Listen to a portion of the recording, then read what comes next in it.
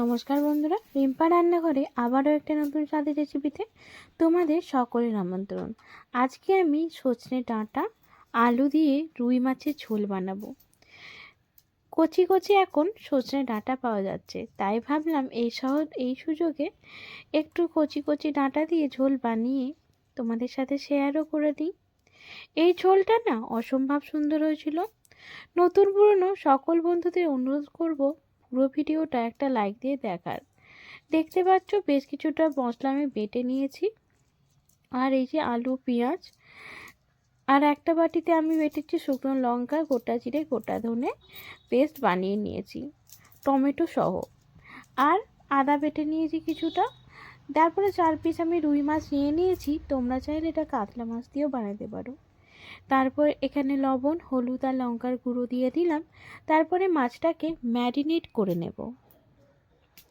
মাছটা ম্যারিনেট করে নেওয়ার সময় একটু সরিষার তেল দিয়ে নেব।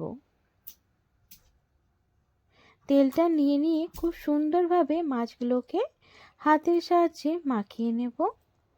লাল লঙ্কার গুঁড়োটা দেওয়ার জন্য মাছের কালারটা খুব সুন্দর আসবে, সেটা তো আমরা সকলেই জানি।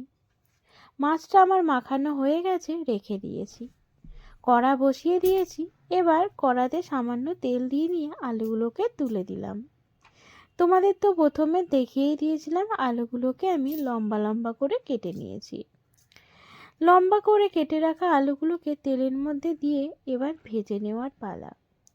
ভাজার সময় একটু হলুদ আর লবণ দিয়ে নেব। হলুদ লবণটা দিয়ে নিয়ে মিশিয়ে নিয়ে একটু লাল লাল করে ভেজে নেব। কড়ার যদি তলায় ধরে যায় তাহলে কিন্তু খেতে মোটেও ভালো লাগবে না, তাই দেখব যাতে একটুও জাস্ট রং ধরবে, আর সেই সময়তেই আমি এগুলোকে নামিয়ে নেব। ভাজা হয়ে গেছে, নামিয়ে নিচ্ছি। সব আলুগুলোকে এইভাবেই ভেজে নামিয়ে নেব। কড়ার মধ্যে আরও কিছুটা তেল দিয়ে নেওয়ার পালা। তেল তো দিয়েই নিলাম। বলে যে বাঙালিরা রান্নায় তেল বেশি দেয়, এটা আমিও স্বীকার করি, কারণ আমি নিজেও দিই। তারপরে এবার কি মাছগুলোকে ভেজে নেওয়ার পালা। দেখো মাছের কালারটা কত সুন্দর এসেছে। মাছগুলোকে এবার একে একে উল্টে পাল্টে একটু সময় নিয়ে ভেজে নেব। লঙ্কার গুঁড়ো দেওয়ার কারণে মাছের কালার, ওপরের কালারটা একটু লালচে লালচে হয়ে যায়, ধরে ধরে যায়। এটা কিন্তু মাথায় রাখবে।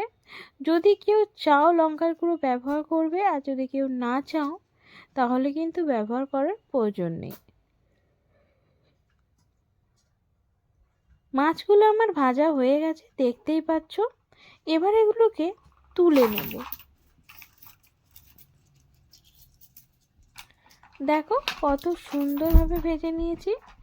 খুব বেশি একদম লাল করেও ভাজিনি, আর খুব একটা বেশি সাদাও নেই। যে পরিমাণের প্রয়োজন ঠিক সেই পরিমাণে নিয়ে নিয়েছি। তেলের মধ্যে কালো জিরে, শুকনো লঙ্কার ফোড়ন দিয়ে নিলাম। কালো জিরে শুকনো লঙ্কাটা ভাজার অপেক্ষা করলাম। যখন দেখলাম ভাজা হয়ে গেছে, এর মধ্যে পেঁয়াজ দিয়ে নিলাম। একটা পেঁয়াজের হাফ আমি এখানে দিয়ে নিয়েছি। 2-3 কোয়া রসুন এখানে আমি থেতো করে দিয়েছিলাম, সেটা দিয়ে নিলাম। হাফ চামচ মতো আদার পেস্ট দিয়ে নিলাম। মশলার পরিমাণটা অনেকটাই কম দিয়েছি।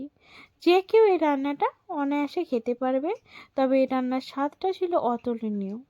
তারপরে কালারটা যাতে খুব সুন্দর আসে তার জন্য হলুদ গুঁড়ো দিয়ে নিলাম। হলুদ গুঁড়োটা দিয়ে নেবার পর কালারের জন্য কাশ্মীরি লঙ্কার গুঁড়ো দিলাম।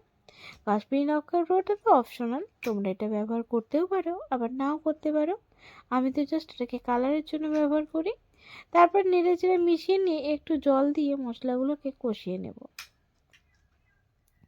লঙ্কা গুঁড়োটা দিয়েছি তার কারণে মশলাটা পুড়ে যেতে পারে, তার জন্য কিন্তু দিলাম। পেঁয়াজটা আমি আগে দিতে ভুলে গিয়েছিলাম, হাফ আমি পেঁয়াজ বেটে রেখেছিলাম, সেটাকে দিয়ে নিলাম। তবে এই সময়তে দেওয়ার কারণে পেঁয়াজের রান্নার স্বাদটা একটু অন্যরকম হয়েছিল, আর খেতেও বেশ ভালো লেগেছিল। মশলাটা দেখতেই পাচ্ছ কষা হয়ে গেছে। এই সময় আমি কি দিলাম, আলু আর ডাঁটাটা তুলে দিলাম। ডাঁটাটা আমি আজ আলাদা করে ভেজে রাখিনি। আলু ডাঁটাটাকে তুলে দেওয়ার পর নেড়ে চেড়ে মশলার সাথে মিশিয়ে নেব। এইভাবে সুন্দরভাবে মেশাতে থাকবো। এরপর যে বাটা মশলাটা আমি রেডি করে রেখেছিলাম, টমেটো, শুকনো লঙ্কা, জিরে আর ধনে গোটা, একসাথে আমি ওটাকে পেস্ট বানিয়ে রেখেছিলাম, সেটার থেকে 3 চামচ মতো পেস্ট আমি দিয়ে নিলাম। মানে যতটা পেস্টের আমার এখানে প্রয়োজন ছিল ততটা দিয়ে নিলাম। তোমাদের যতটা মশলার প্রয়োজন হবে এই গ্রেভিতে ততটা মশলা এখানে দিয়ে নিও। তারপরে খুব সুন্দরভাবে এবার আলু আর সজনে ডাঁটার সাথে মিশিয়ে নিয়ে সামান্য জল দিয়ে দিয়ে এটাকে কষিয়ে নেব।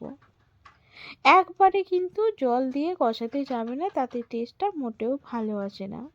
চেষ্টা করবে অল্প অল্প জল দিয়ে এই মশলাটাকে পুরোটা কষিয়ে নেওয়ার, যাতে মশলার পুরো কাঁচা গন্ধটা চলে যায়, এটার কিন্তু চেষ্টা করবে। যেহেতু এই মশলাটাই প্রত্যেকটা গোটা মশলা ছিল আর সেগুলো বেটে নেওয়া হয়েছে, তাই কিন্তু মানে মশলাটা কষাতে হবে একটু সময় নিয়ে। লবণটাও দিয়ে নিলাম যাতে আলু আর সজনে ডাঁটাটাই কষাতে কষাতেই মানে সিদ্ধ হয়ে যায়। আমি কিন্তু গ্যাসের ফ্লেমটা কমিয়ে রেখে বারবার এটাকে অনেকটা সময় নিয়ে কষাতে শুরু করেছি। দেখতেই পাচ্ছ খুব সুন্দরভাবে এবার কষিয়ে নিচ্ছি, আবার ঢেকে দিলাম।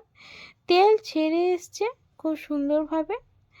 মশলা কিন্তু যতটা সময় নিয়ে পারবে ততটা সময় নিয়ে কষাবে, কারণ এই গোটা মশলা যদি কাঁচা গন্ধটা থেকে যায় এই রান্নার স্বাদটা পুরোপুরি নষ্ট করে দেবে। বাটা মশলা দিয়ে রান্না করায় একটাই সমস্যা যে অনেকটা সময় নিয়ে মশলা কিন্তু কষাতে হয়।